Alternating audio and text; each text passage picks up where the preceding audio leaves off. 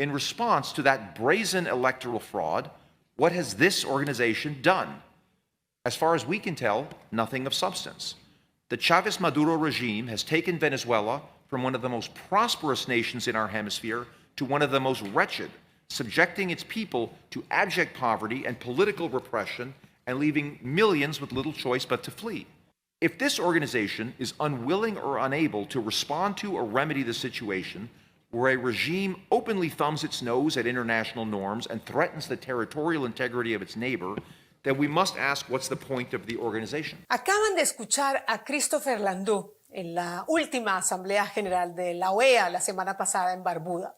El subsecretario de Estados Unidos dejó bien clara la posición de su país y advirtió que Estados Unidos dejará la organización si no se asume un compromiso claro para defender la democracia en Venezuela.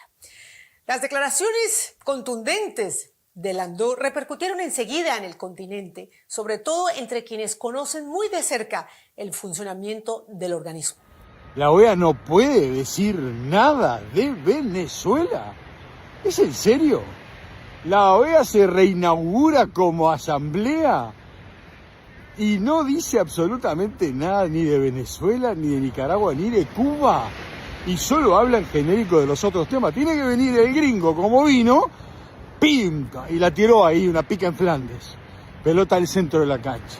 Uno de ellos, Washington Abdallah, ex embajador uruguayo ante la OEA, fue uno de los que salió de inmediato a acompañar la posición estadounidense en este video en sus redes sociales.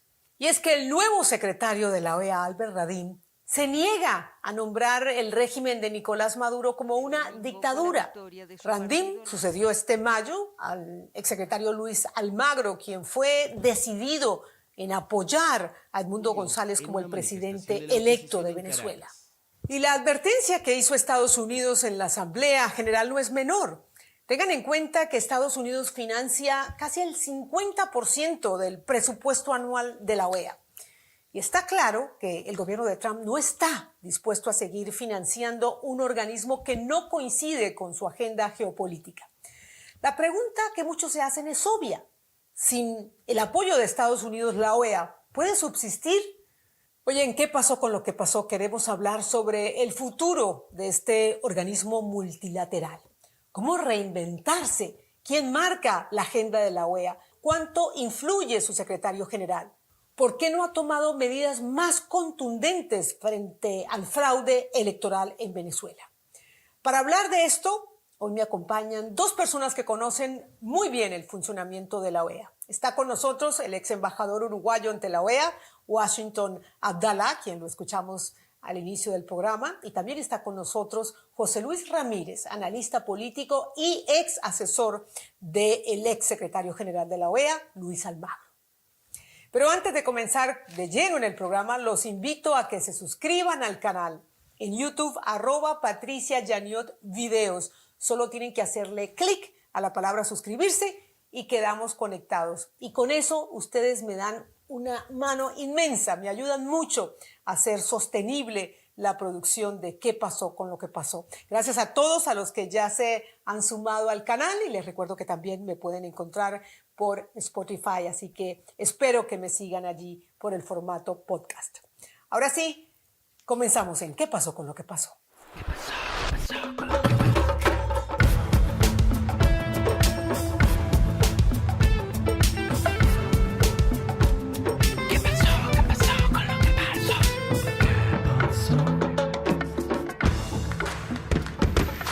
Bienvenidos a ambos, José Luis, analista político, ex asesor del ex secretario general de la OEA, Luis Almagro, y ex embajador de Uruguay, Washington Abdallah. Es un gusto tenerlos aquí en ¿Qué pasó con lo que pasó? Para hablar de lo que puede pasar con la OEA después de un discurso disruptivo del representante de Estados Unidos ante la OEA, el embajador Christopher Landau, que, bueno, emitió un mensaje que causó un sacudón allí en la reunión de la OEA. Así que quería comenzar con usted, embajador, porque usted también compartió en sus redes un mensaje quejándose de que la organización o el organismo al que usted perteneció, porque usted fue representante de Uruguay ante la OEA, no se ha pronunciado en esta última asamblea sobre la situación en Venezuela. Entonces, la pregunta que le quiero hacer es, ¿por qué tiene Estados Unidos, ¿no?, que pronunciarse tan directamente sobre la relevancia de la OEA para que comencemos a hablar de un tema que, por supuesto, ya había permeado el discurso de muchos analistas, ¿no?, la efectividad de un organismo como la OEA? Bienvenido, embajador. Gracias, Patricia. Para mí fue central lo que Landau dijo porque me parece que desnuda, en términos de realismo político o de geopolítica, como lo quiera llamar, una situación que es impactante. O sea, si la Organización de Estados Americanos, que ha venido en materia de la narrativa de la recuperación democrática en Venezuela, ha sido muy firme a lo largo de todos estos años. A ver, se podrá tener miradas muy distintas, pero en la OEA la verdad es que ese vector se ha trabajado con mucha intensidad, no siempre con mayorías. Es un dato concreto, efectivamente, no siempre con mayorías. De repente de afuera se podía observar que la organización traccionaba el tema, que la Secretaría General le daba un empuje. Quizás no siempre había consensos, pero el tema estaba presente. A ver, que tenga que venir el Landau y hacer una especie de tironcito de orejas como diciendo, miren que este tema lo tienen que abordar cuando es obvio que se tiene que abordar. Segundo, cuando además es un capital que se tiene construido, porque en realidad en la OEA que las cosas no son siempre sencillas, en los organismos multilaterales, tú lo sabes muy bien, encontrar acuerdos, consensos, es bastante idílico. Bueno, esto no había de consenso, pero había grupos mayoritarios que pujaban al respecto. La verdad es que causa por lo menos preocupación que tenga que venir nada menos que el representante de los Estados Unidos, que además es significativo por dos cosas. Primero, porque Estados Unidos es relativamente importante para todo el continente. Uso relativamente con cierta ironía o mordacidad. Y segundo, porque es el financiamiento más importante que tiene la OEA. Orbita alrededor del 50%. O sea, no entender la convocatoria de Landau en torno a esto, este llamado de atención que hace, es grave. Pero es grave por el tema de fondo, no porque lo haga Estados Unidos. Es grave porque lo de Venezuela requiere concurso de buena parte de los países del continente, que no lo han prestado. Porque esa es la realidad. Hay muchos países que no han prestado el concurso a reconocer el 28J, el liderazgo de María Corina y la victoria fáctica de Edmundo González Urrutia. Eso hay países del Caribe y países de América que no han prestado el concurso, lo cual es bastante penoso. Y que venga el americano a hacer esto, te digo la verdad, hubiera preferido no verlo eso. Pero bueno, así es la vida. Y el americano tiene la chequera, José Luis, así que ¿qué presión le está poniendo Estados Unidos a la OEA, no solamente con este mensaje, sino coincidiendo, ¿no?, con el inicio de un nuevo periodo, de un nuevo secretario, con un nuevo presidente en la Casa Blanca? Muchas gracias, Ángela Patricia, a ti por la invitación a tu programa y por coincidir de nuevo con el embajador Abdala, con quien estuvimos en la OEA en una época muy importante. Y permíteme, antes de entrar a este tema, decir algo que es muy significativo y que el embajador Abdala conoció de primerísima mano. Hay una frase que se repite en la OEA, Ángela Patricia, que es como un mantra. La escuché la primera vez que fui a la misión de Colombia ante la OEA hace 34 años, cuando estuve allí en la misión, y se sigue escuchando todavía exactamente la misma frase, que es muy cierta, y es una frase de don Alberto Lleras Camargo, primer secretario general de la OEA. La OEA será lo que sus Estados miembros quieran que sea. Y así como había unos Estados miembros, y Uruguay fue uno de los abanderados, sobre todo en el tema de Venezuela, tema de defensa de los derechos humanos y demás, pues no necesariamente todos los estados, de acuerdo a sus propias agendas internacionales, estaban interesados en acudir a denunciar este tipo de temas y de elementos significativos como el del respeto de la democracia y los derechos humanos, que son esenciales. Y en este sentido, quien fue mi jefe hasta hace un par de meses el ex secretario general de la OEA, Luis Almagro, fue el gran abanderado de Adalid y contó para ese efecto con países y embajadores como el embajador Abdala, que estaban muy interesados en poder recalcar esos elementos que tú estás mencionando ahora, Ángela Patricia. Son elementos básicos, esenciales.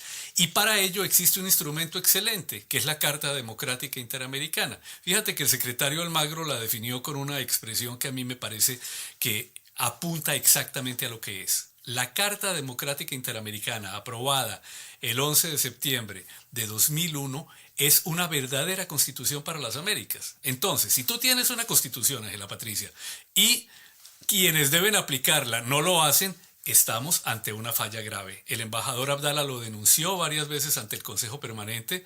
Además, la forma en que lo hacía el embajador Abdala hacía que fuera doblemente eficaz y fuerte ese tipo de llamados de atención a lo que estaban haciendo los Estados miembros o lo que no estaban haciendo. Entonces, es muy probable que esa sea la circunstancia en la cual ahora se pronuncia el señor Christopher Landau, pero también hay que decir, Ángela Patricia, que eso genera malestares e incomodidades en la medida en que se siente que los Estados Unidos están presionando por cierto tipo de temas y cierto tipo de países y no necesariamente con una visión de conjunto frente a otros temas y frente a otros países. Conclusión, no agrada mucho que sea Estados Unidos, y como lo decía el embajador Abdala con algo de sarcasmo, el que sea el que esté necesariamente enrostrándole esto a los Estados miembros. 49% del presupuesto viene de allí y de hecho, claro que hay una presión grande con lo que tú preguntabas. ¿Cuál es esa presión? Estados Unidos tiene ahora dos cosas y con esto cortaría acá, Ángela Patricia, la respuesta. Tiene dos opciones, dos cartas importantes en la mano. Uno, paga su cuota ahora en el mes de septiembre y si Estados Unidos decidiera diferir el pago de la cuota o pagar una parte de esa cuota, que es la del año, va a poner en serios problemas a la organización en materia de staff. Y dos, viene ahora, y el embajador Abdala conoce esto mucho mejor que yo porque tuvo que vivirlo y de alguna forma padecerlo, una asamblea general extraordinaria para el tema de presupuesto. Y ahí es otro tema en el cual Estados Unidos puede entrar a definir de qué manera va a aprobarse el presupuesto para el año entrante y cuál va a ser la participación de los Estados Unidos. Es decir, esos son los dos mecanismos de presión.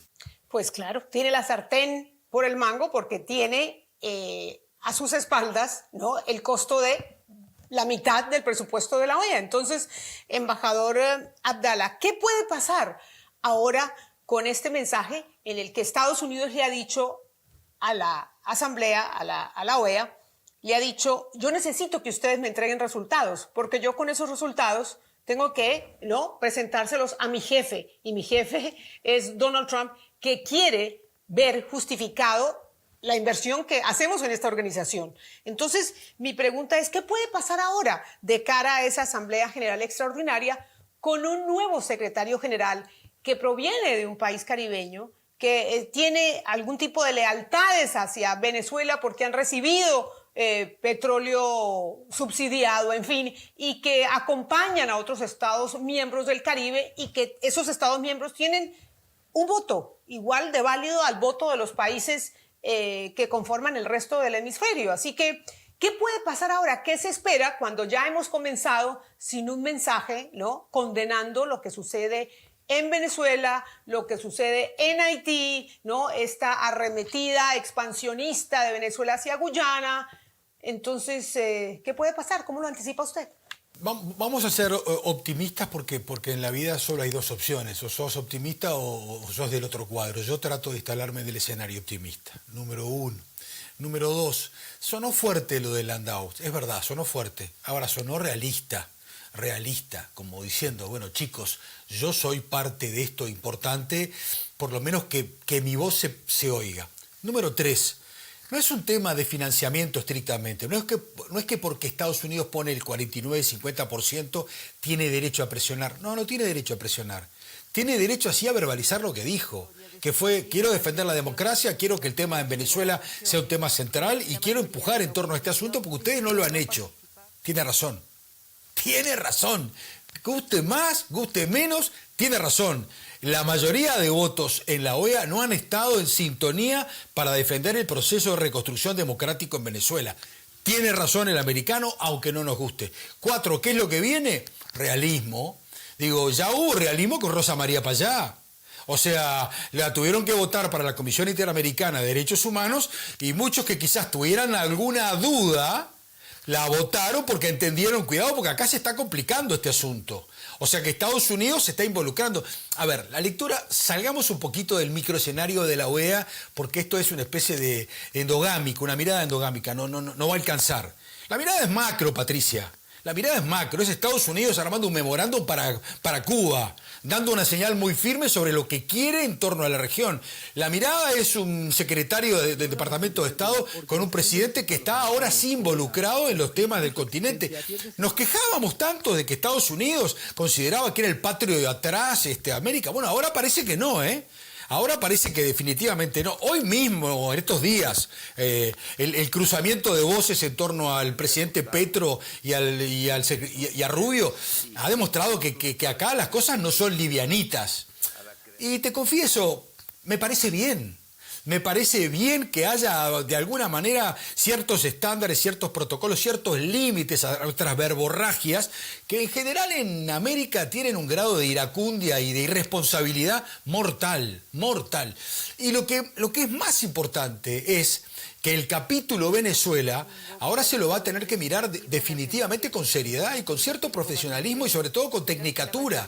A ver, la Comisión Interamericana de Derechos Humanos, cuando hace el diagnóstico y dice que hay terrorismo de Estado, no es una cosa liviana.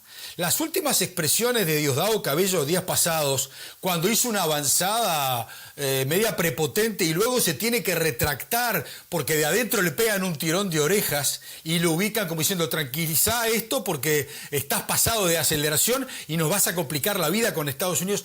Todo esto está pasando en este momento. La pregunta técnica es, ¿los organismos multilaterales van a seguir vegetando en la nada? Me da mucha pena lo que pasó con el secretario general de la OEA, el señor Randim. No tuvo nada para decir en torno al tema de fondo de Venezuela. Nada. No tiene una mirada aguda en torno al tema o queda rehén de posiciones que uno ni siquiera entiende cuáles son. Cuando usted es secretario general de una organización, como bien decía José Luis con precisión, sos representante de todos los países. Bueno, tenés que pensar en el colectivo de todos los países.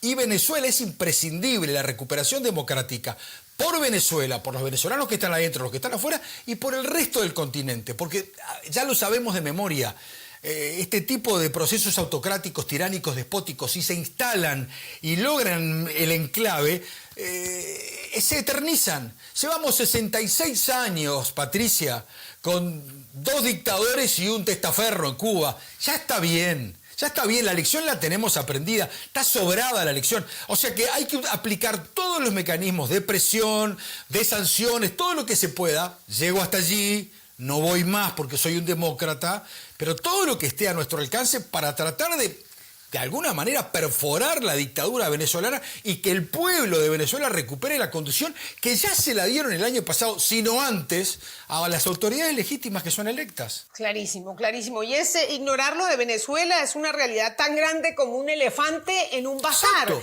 O sea, que no es solamente hablar de la relevancia del organismo, es obviamente poner sobre la mesa un tema no solamente de carácter latinoamericano, de carácter mundial que se ignoró olímpicamente, como usted muy bien lo acaba de decir.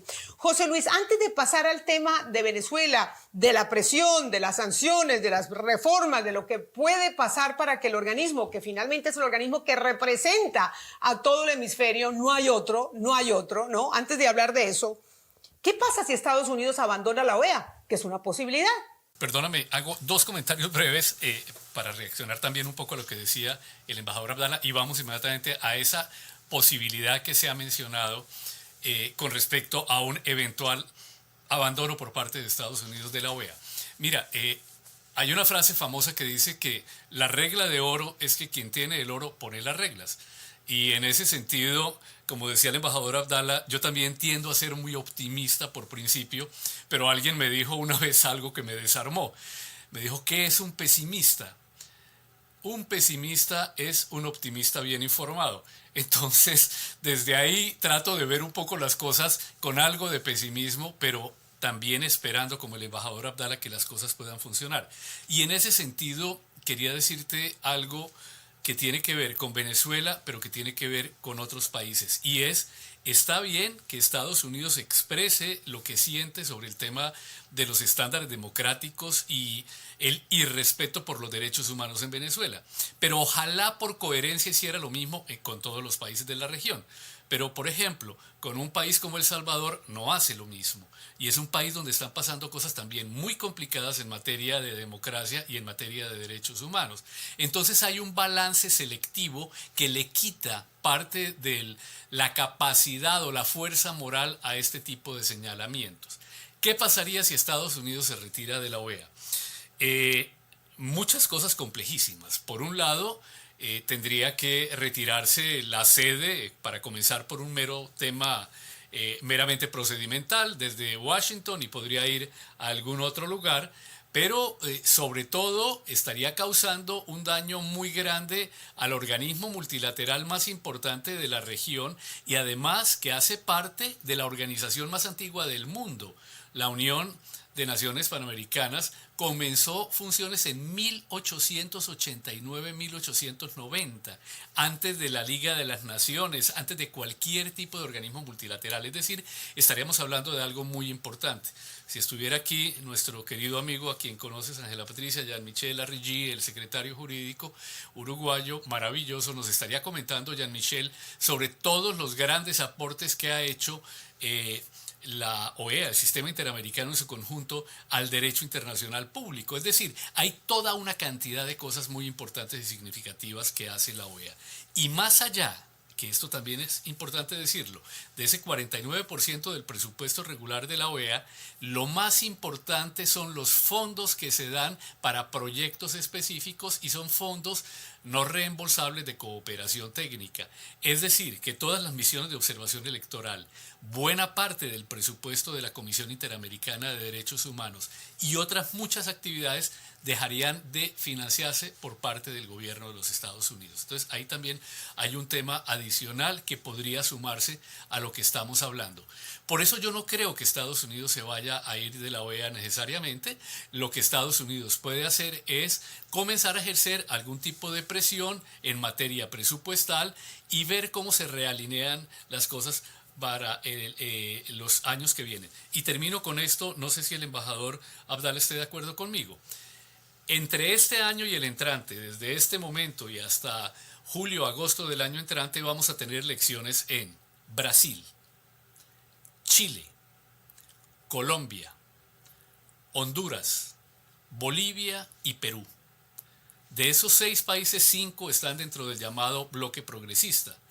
Si miras en algunos de esos países, todavía es muy temprano y muy incierto para decirlo, pero en algunos de esos países los presidentes actuales que quisieran reelegir un candidato o candidata en condiciones similares a las suyas no están en muy buena condición política. Es decir, que si hay cambio en algunos de estos países, comenzando por Brasil, que es el segundo país en importancia en materia de presupuesto dentro de la OEA, también junto con Canadá y Argentina, esto va a cambiar lo que llaman los politólogos la correlación de fuerzas. Y eso llevaría a que este tipo de gobiernos dentro de la OEA va a jugar muchísimo más alineado con los Estados Unidos. Entonces creo que hay que esperar también un poquitico y me imagino que esa es parte de la estrategia y el cálculo político que está haciendo el Departamento de Estado. Mencionabas el tema de las instalaciones, que sería el primer efecto, digamos, práctico de un eventual, aunque lejana, la posibilidad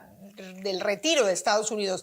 Y creo que tendríamos que contarle a nuestra audiencia a qué nos referimos específicamente. Y es la donación, ¿no?, que ha hecho, no sé si donación, pero es como un comodato, un préstamo que ha hecho Estados Unidos para que en un edificio muy cercano a la Casa Blanca, pues funcione la OEA como organismo multilateral. Pero ya hay analistas, embajador, editorialistas, que están sugiriendo no solamente que Estados Unidos se retire, sino que las instalaciones de la OEA, que es un edificio bellísimo allí, que hace parte, bueno, del Mall de Washington, ¿no?, de todas las instalaciones gubernamentales y federales de Estados Unidos, o por lo menos algunas, que sea como un anexo a la Casa Blanca para que allí se celebren los banquetes, ¿no? Los eventos y las fiestas oficiales de bienvenida a otros presidentes y dignatarios. O sea que ya hay presión incluso en la opinión pública para que Estados Unidos se mueva en esa dirección. ¿Qué dice usted? No, yo sigo creyendo que el espacio de la OEA como ámbito multilateral le es sumamente funcional a Estados Unidos. Básicamente porque Estados Unidos lo que ha advertido, vamos a ser crudos y pragmáticos, Estados Unidos lo que ha advertido de la administración Trump en adelante es que el efecto transaccional funciona. Y Trump es un tipo que en eso juega a cartas limpias, imprevisible, impredecible, difícil de saber cuáles son los movimientos. Pero al final de la película lo que quiere es un territorio más o menos de afinidades. Te lo confieso, no creo que la mirada de Trump en torno a Venezuela, Cuba o Nicaragua sea distinta a la que tengo yo. Y probablemente la mirada del presidente Trump en torno a las dimensiones humanistas, liberales, no sean las mismas que tengo yo. Pero en este caso coincide. Entonces yo creo que es mucho más negocio, comillas, con respeto digo la expresión, para Estados Unidos mantener este ámbito y tratar de ejercer, había una expresión en Uruguay que se llamaba la influencia directriz, cierta influencia directriz que no la ha ejercido. Ahí hay una cierta inoperancia de Estados Unidos con algunos países donde podría tener un grado de diálogo amistoso. A ver, la OEA son 33, 34 países, son 14 países del Caribe. Entre los 14 países del Caribe nos juntás más de 18, 20, 22 millones de personas. Sacás a Haití, nos juntás 11. Repito, sacás a Haití, son 11 millones de personas. A ver, cualquier otro país tiene una densidad demográfica mucho mayor. Una capital tiene más habitantes que eso. Por supuesto, por supuesto. O sea, digo, Guatemala tiene 19 millones de personas. Digo, quiere decir que Estados Unidos tiene que volver a trabajar, a sudar, a ejercer una diplomacia hiperactiva. No digo transaccional, pero es un poco el término que la politología le ha dado a la mecánica que utiliza Trump. Esto no es el do ut des del derecho romano, te doy para que me des. Pero sí es cierto que se necesitan intercambios, conversaciones. Bueno, yo le tengo confianza al Departamento de Estado. O sea, yo creo que Rubio entiende perfectamente el juego en el que se está en materia de política internacional. Y creo que Rubio no va a abandonar el tema de Venezuela porque los tweets de Rubio, las expresiones de Rubio, lo conocemos en el Parlamento a Rubio cuando venía de donde venía y la narrativa de él está influyendo. O sea, y todos sabemos que lo de Venezuela excede estrictamente lo interno y se ha transformado en un tema de seguridad regional. No te tengo que recordar a ti, Patricia, que sos de las periodistas más avesadas en torno a los temas internacionales, la complejidad de los temas de Irán, de Hezbollah, pasaportes falsos. Yo llegué a estar en Venezuela, te lo cuento porque esto es historia antigua, pero es verdad, cuando fue Kalashnikov. ¿Me explico? Estuvo Kalashnikov, el inventor de la K-47, estuvo, me acuerdo, y yo estaba en Venezuela en ese momento, ya ni me acuerdo, era una misión parlamentaria de hace... Creo que era año 2006, si no estoy equivocado. O sea, los vínculos de Venezuela con Rusia, con Irán, con todo lo que es complicación en el mundo, son tremendos. Exacto. El eje del mal, llamarlo así. Pero han sido tremendos. Entonces, ¿qué hacemos? ¿No lo ayudamos a Estados Unidos en esto de que quiere de alguna forma comenzar a desmontar este asunto? A mí me parece totalmente prudente, porque ¿sabéis lo que me pasa, Patricia? Yo estoy en América del Sur, acá en Montevideo. Yo abro esta ventana y miro el charco que tengo acá, el hermoso río es el Río de la Plata. Cruzás en 10 minutos, estás en Buenos Aires. Allí metieron 2 bombazos los iraníes y bajaron la embajada de Israel y la AMIA. Y murieron cientos de personas. O sea que no te estoy hablando de una serie de Netflix, te estoy hablando de algo que efectivamente pasa. Irán es un país que convoca al terrorismo, está débil en lo bélico, pero es siempre potente en materia de la guerra híbrida, esta guerra alienante que utiliza con los mecanismos terroristas. Bueno, ¿qué hacemos?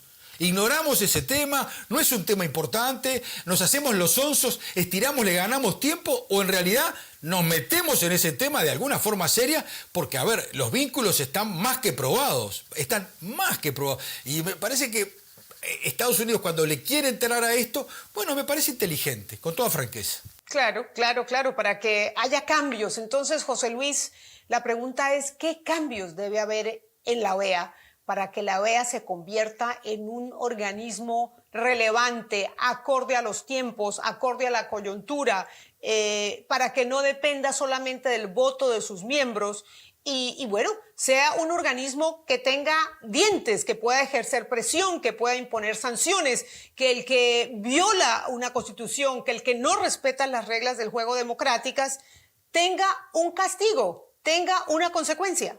Aquí hay un problema muy complicado, Ángela Patricia, y es el siguiente.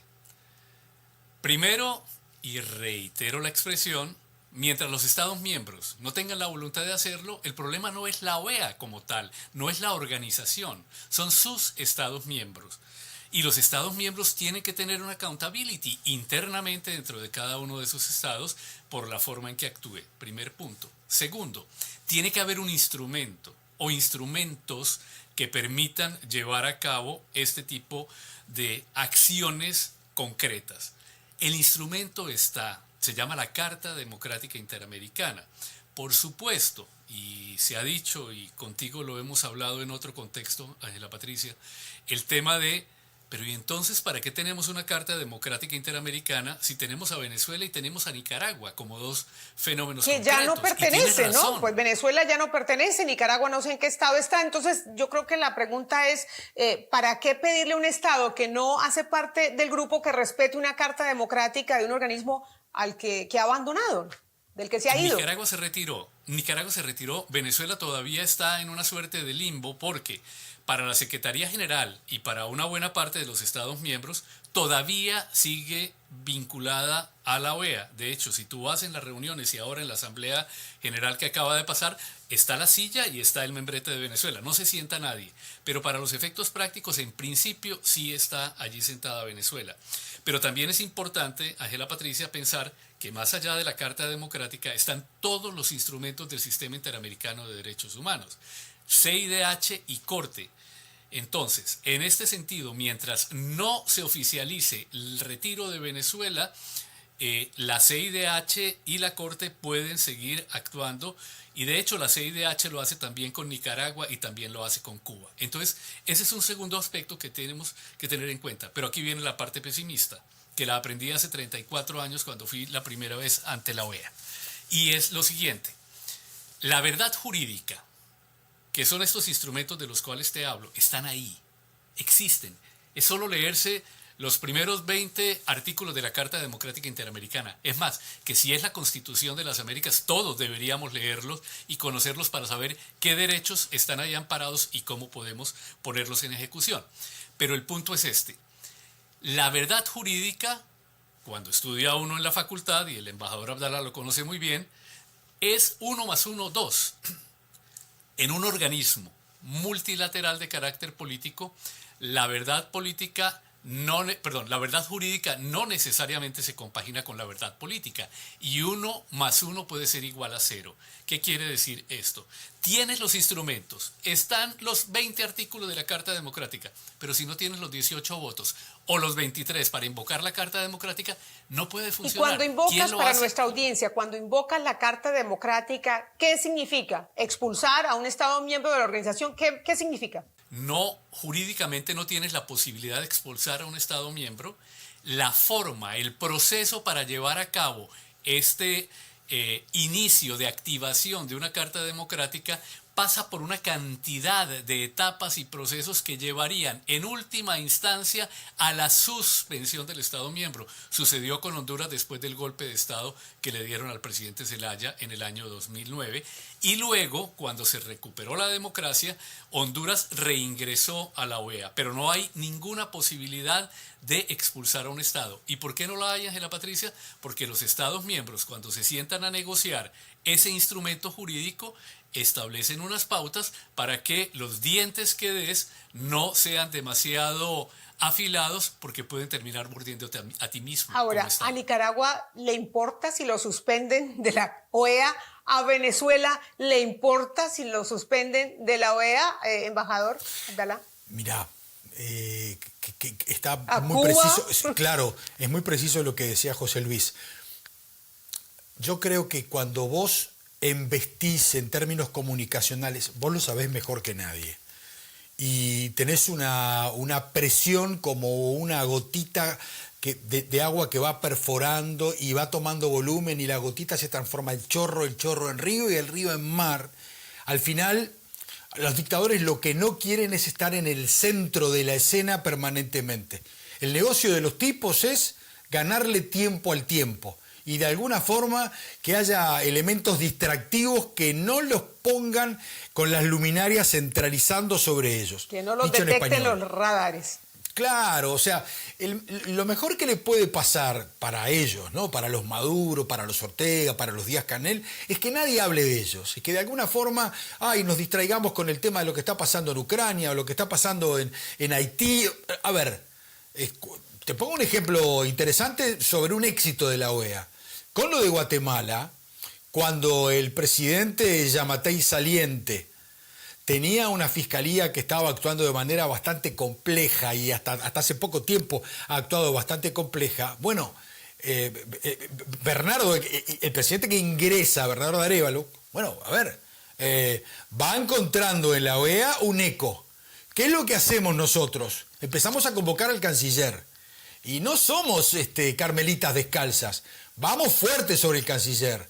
Y todo el mundo empieza a tener ahí adentro en la OEA una construcción, una narrativa, un relato de cierta presión. Una vez, 2 veces, 3 veces, vas aumentando el tono. Eventualmente podés hacer hasta una reunión de consulta de cancilleres.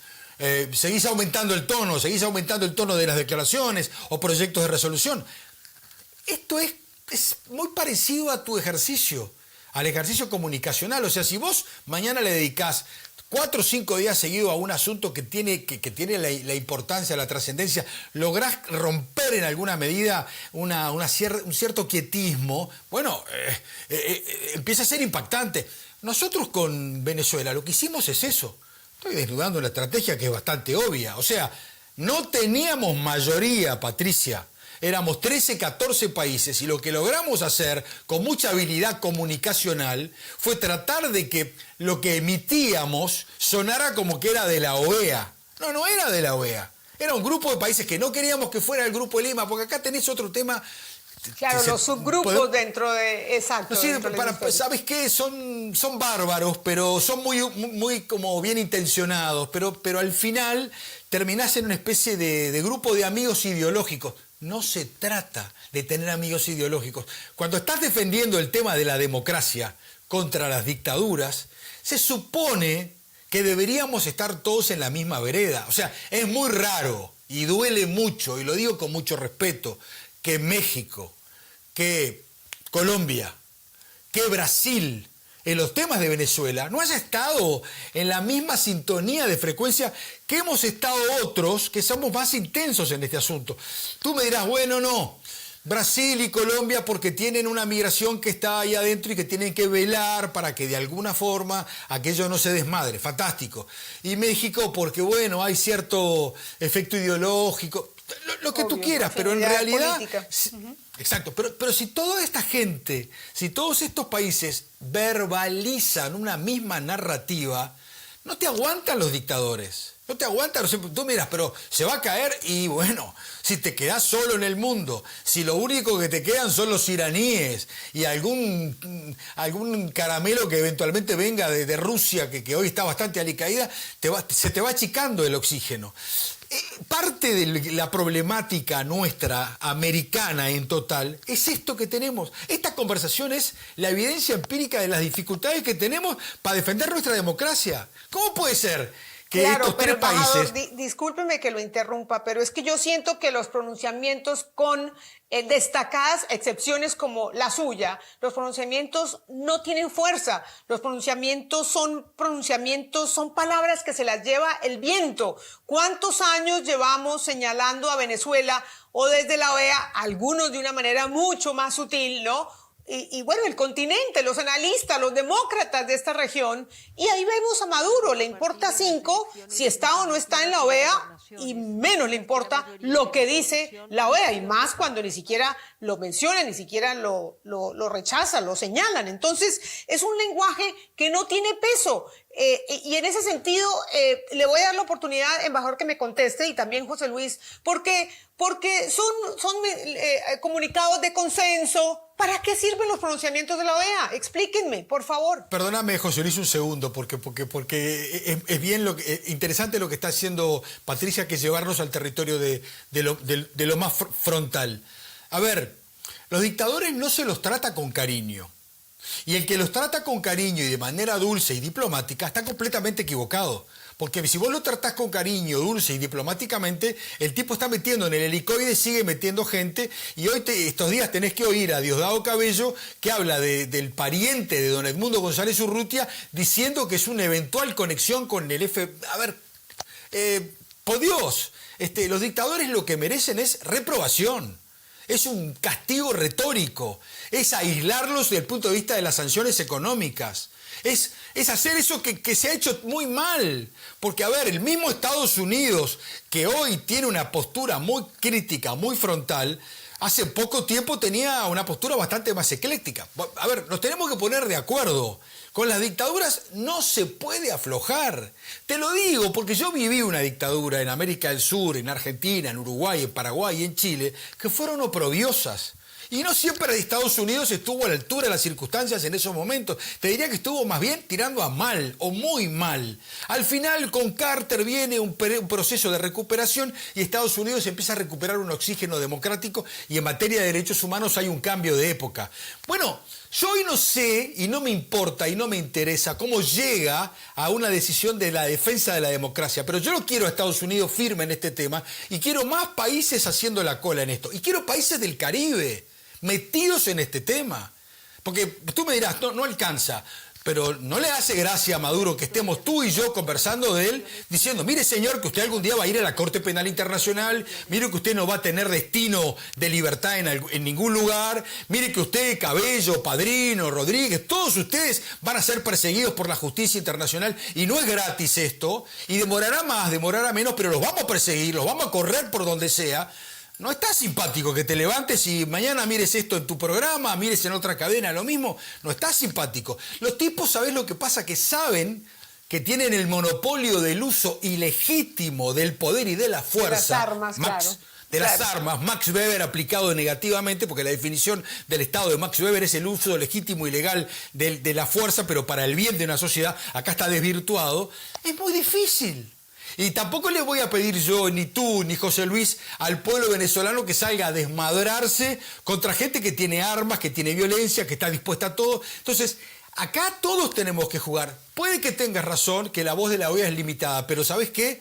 Prefiero la voz de la OEA crítica, frontal, claro, levantada, que la nada. Es que ese es el problema, que no es ni crítica ni frontal, José Luis. Entonces, ¿qué hay que hacer para que los pronunciamientos de la OEA no se los lleve el viento? Es que mira, mutatis mutandi, voy para allá y ya regreso inmediatamente.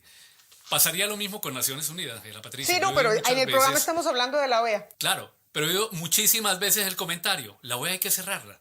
La OEA no sirve para nada. Los 9 años que viví en Venezuela, la OEA es un desastre. La OEA no ayuda absolutamente en nada. Pero si le aplican la misma lógica, este es el problema de los organismos multilaterales. Estoy de acuerdo, estamos hablando de la OEA, pero aplica la misma lógica al organismo mundial y llegas a unas conclusiones bastante similares. Entonces, ¿qué haces? Es una organización compuesta por estados y es una organización política que gira de acuerdo al péndulo político de la región frente a los distintos temas. Y en este momento estamos viviendo una lógica en el mundo en la cual el viejo orden de la posguerra, año 45, cambió radicalmente. El mundo está cambiando radicalmente. No sabemos dónde va a terminar.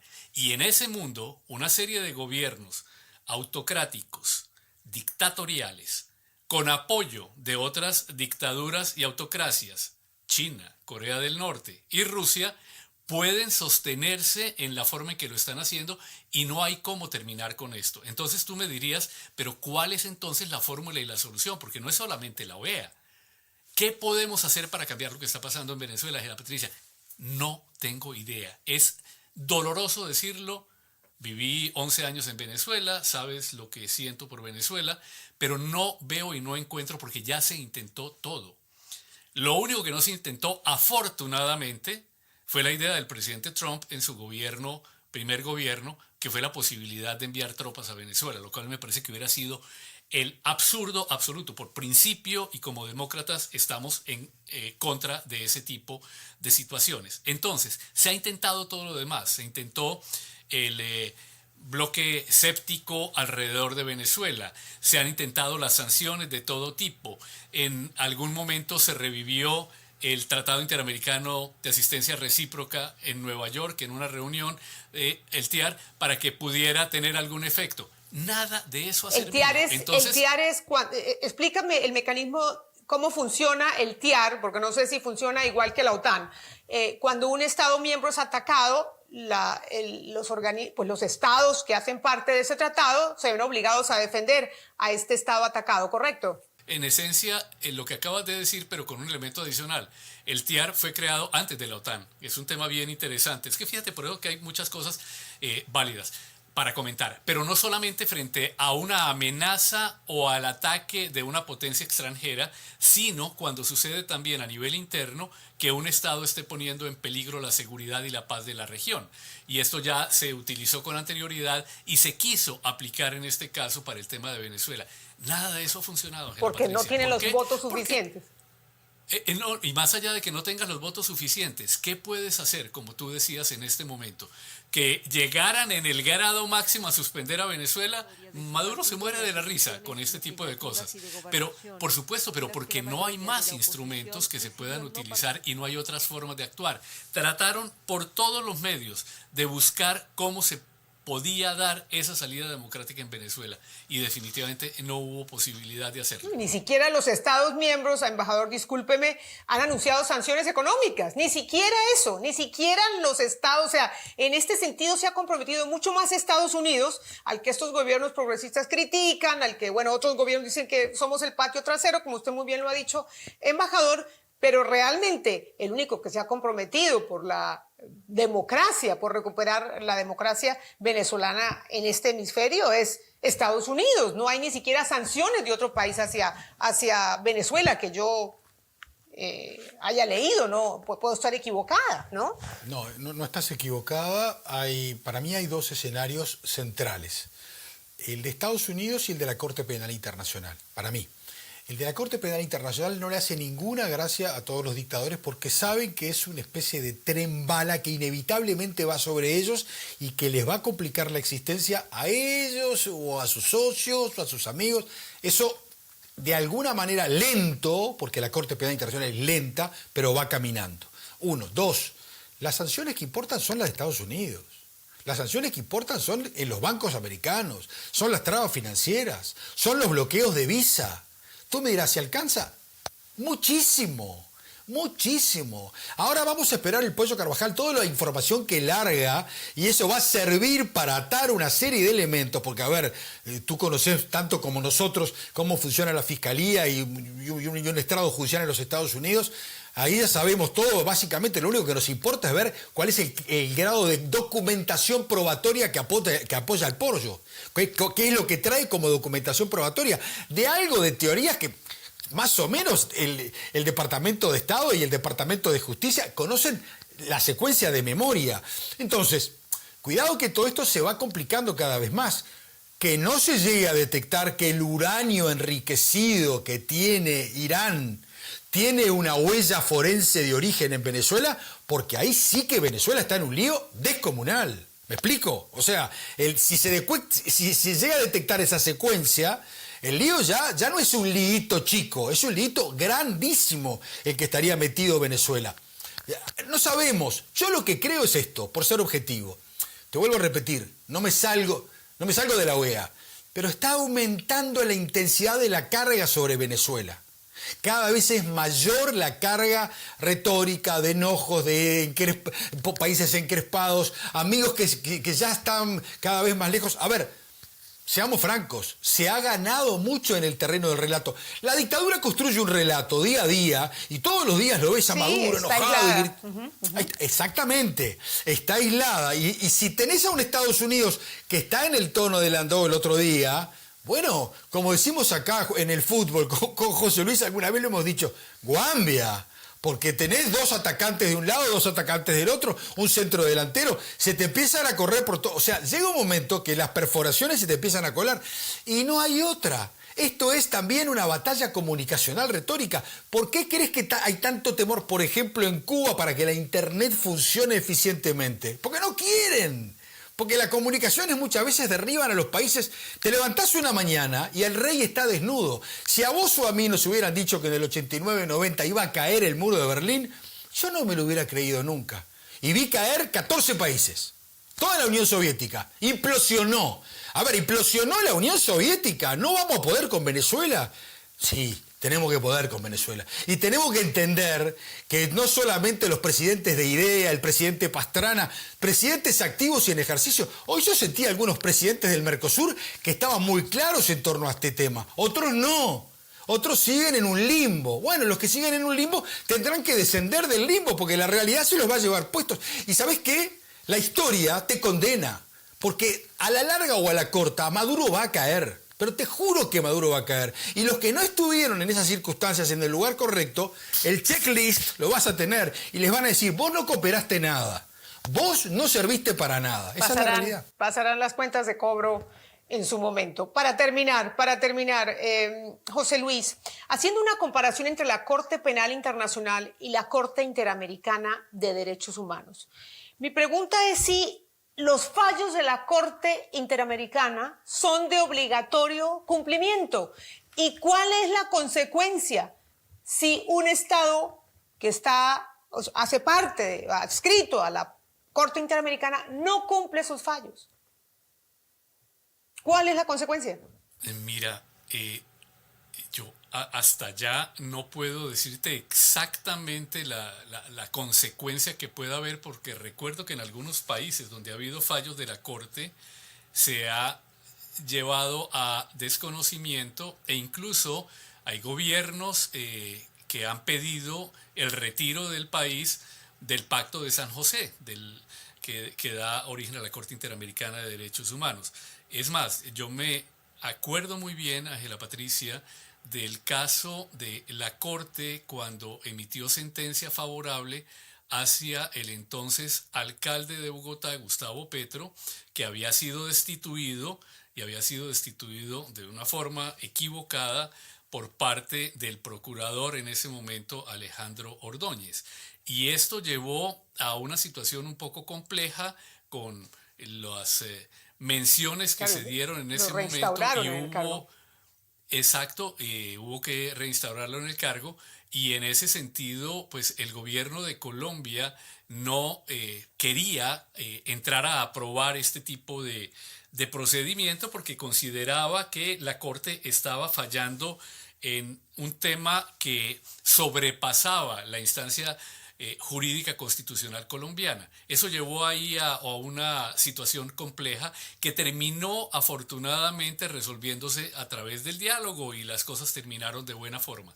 Pero hay estados que no están dispuestos a aceptar este tipo de condicionamientos y que van a tratar de hacer hasta lo imposible para que los mismos no se cumplan. Yo comparto la idea del embajador Abdala en que lo que salga ahora por parte de la Corte Penal Internacional y las presiones que está adelantando la Organización de las Naciones Unidas, más lo que pueda hacer también desde aquí, desde la OEA, la Comisión Interamericana de Derechos Humanos, son señalamientos cada vez más complicados para un dictador como Maduro. Y no se te olvide una cosa, Ángela Patricia, y con esto termino muy brevemente.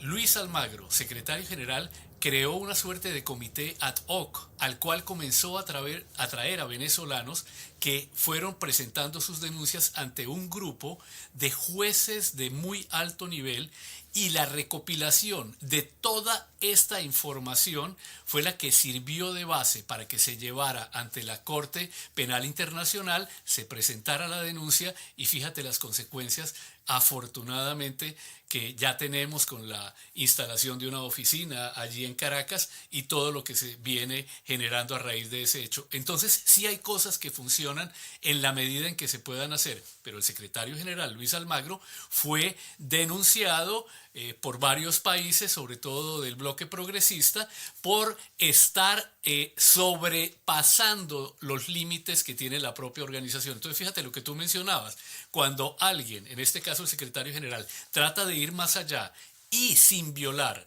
la carta ni la normatividad de la OEA, busca cómo hacer cosas distintas para que pueda haber un impacto, recibe de inmediato los señalamientos de estos países. Y no se te olvide, tú lo cubriste muy bien en el año 2016, cuando el secretario fue a la Asamblea en República Dominicana, a la Asamblea General, que un grupo de países encabezado por Venezuela iba a hacer el impeachment. Lo que pasa es que no tuvieron los votos, afortunadamente, pero quisieron defenestrar al secretario Almagro en ese momento. Bueno, si la solución para que la OEA tenga un impacto mayor en la región, embajador, y termino con usted, no pasa por el cambio de secretario general, ¿qué es lo que hay que hacer? Porque nos dice José Luis que los mecanismos están ahí en la Carta Democrática Interamericana. Entonces, usted me habla de cambiar de discurso. ¿Eso es suficiente? O sea, dejamos a la OEA como está, simplemente aumentamos el nivel en el discurso y ya está. Por lo pronto, lo que tenés que hacer es que el secretario general actual, el señor Randim, se entere y verbalice en los temas de Venezuela. Causa, por lo menos, resquemor a un montón de gente que en realidad haya sido elusivo de este asunto. Primer tema. O sea, si una organización tiene en la cabeza, en el vértice, un secretario general que no alimenta el discurso intenso de recuperación democrática en Venezuela, empezamos mal. Con franqueza empezamos mal. Segundo, de lo que se trata es de tener mayorías en los organismos multilaterales. Si podés tener consenso, fantástico, casi imposible, pero tener mayorías, ahí depende de la capacidad de que tienen los países de cabildearse, de alguna medida de generar un espíritu lo más colectivo posible. Vuelvo a repetir, porque la crisis de Venezuela ya no es una crisis estrictamente endogámica, encerrada en ellos, sino que se transforma en algo que contamina y contagia a toda la región. Entonces, no es un tema estrictamente de bonomía, de solidaridad, de defensa de los derechos humanos, es defensa de la seguridad en el continente. Patricia, somos el continente más violento del mundo. Somos el continente más violento del mundo. Mirás a África y decís, no, tendrían que... No, somos nosotros. Somos el continente donde hay más muertes de periodistas en algunos países que causan... Es impresión. Lo de México es espeluznante. Somos el continente del narcotráfico. Somos el continente de narcoguerrillas que todavía existen. Todo eso en Venezuela funciona de una forma directa o indirecta. Bueno, ¿qué hacemos en la OEA? ¿Seguimos desconociendo esto o en realidad le entramos a algunos de estos temas de forma central? Secretario general, mayorías operativas, Estados Unidos lo más asociado posible a la mayor cantidad de países, tenés que lograr ser 18. A ver, si yo fuera a Estados Unidos y trabajara para el señor Rubio, le diría, no es tan difícil conseguir las mayorías acá adentro. Estimado secretario Rubio, hay que poner un poquito de voluntad, de diálogo, conversar con algunos países y los votos se consiguen buenamente. Pero hay que tener algo que José Luis conoce mejor que yo, digo, porque reconoce, tiene la secuencia, el ADN de la organización. Hay que trabajar mucho a los países también, porque no se obtiene la voluntad de ellos de un día para el otro. Te hago un flash final. Uno mira el vínculo formal de Sheinbaum y Trump de afuera y dice, complicado que está esto, ¿eh? Ahora, yo te puedo asegurar que vos mirás en las segundas líneas de todos los operadores mexicanos y americanos y el diálogo de México con Estados Unidos es otro. ¿Qué es lo que te quiero decir? Que Claro, hay que pero lograr porque que está en juego el garrote y la zanahoria. Ahí, como usted muy bien dice, Exactamente. se pone en juego la diplomacia transaccional, ¿no? Y bueno, y no. Y bueno, las en la cosas vida, tienen consecuencias. en la vida, Patricia, no hay almuerzo gratis. Exacto. No hay almuerzo gratis. Exacto. Bueno, les agradezco muchísimo gusto. esta entrevista a ambos. Esperemos a ver qué pasa de cara a esta nueva Asamblea General, a ver si el señor Randim recibió el mensaje y ver cómo la OEA vuelve a ser un organismo de peso, de relevancia, cuyos pronunciamientos tienen eco en cada país afectado, en cada gobierno que se siente señalado. Así que yo espero que eso ocurra y bueno, será que estoy pensando con el deseo, pero creo que el caso de Venezuela, simplemente para mencionar un país en nuestra región, lo merece. Tenemos que ser capaces de ponernos de acuerdo como región para condenar una dictadura. Creo que es una de las reglas básicas de la convivencia democrática. Gracias a ambos. Muy buenas noches. Gracias a ti, Ángela Patricia. Estados Unidos tiene la posibilidad de ejercer una gran presión para que la OEA se reforme a sí misma. Y si no se retira, puede reducir sustancialmente su contribución y de concretarse pondría a tambalear un organismo que se ha quedado corto al cumplir una parte de sus objetivos: paz, justicia, defensa de los derechos humanos y de la soberanía. Como hemisferio, deberíamos ser capaces de ponernos de acuerdo sobre lo fundamental. Las violaciones a la Carta Democrática de la OEA deberían tener consecuencias. Si no, como lo hemos visto en los últimos años, gobiernos como los de Venezuela, Nicaragua y Cuba seguirán actuando con total impunidad. Debemos de ser capaces de ponernos de acuerdo para que las soluciones no vengan de afuera, no sean externas, para que, por ejemplo, en el caso de Venezuela, no tengamos todas las esperanzas puestas en la Corte Penal Internacional o en las sanciones de Estados Unidos para forzar la caída de la dictadura de Nicolás Maduro. Por ahora, es de esperarse que Estados Unidos siga ejerciendo su diplomacia transaccional, que, bueno, le está dando resultados en algunos casos. El mundo cambió y es hora que los países que integran la OEA lo entiendan, se adapten y dejen a un lado sus diferencias políticas y se pongan de acuerdo sobre lo esencial.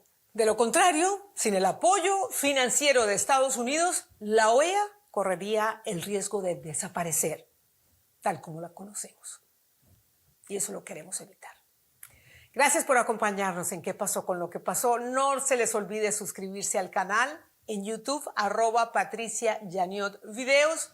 Un solo clic a la palabra suscribirse y estamos conectados. También los espero por Spotify. Nos vemos la próxima semana. Hasta entonces. ¿Qué pasó con lo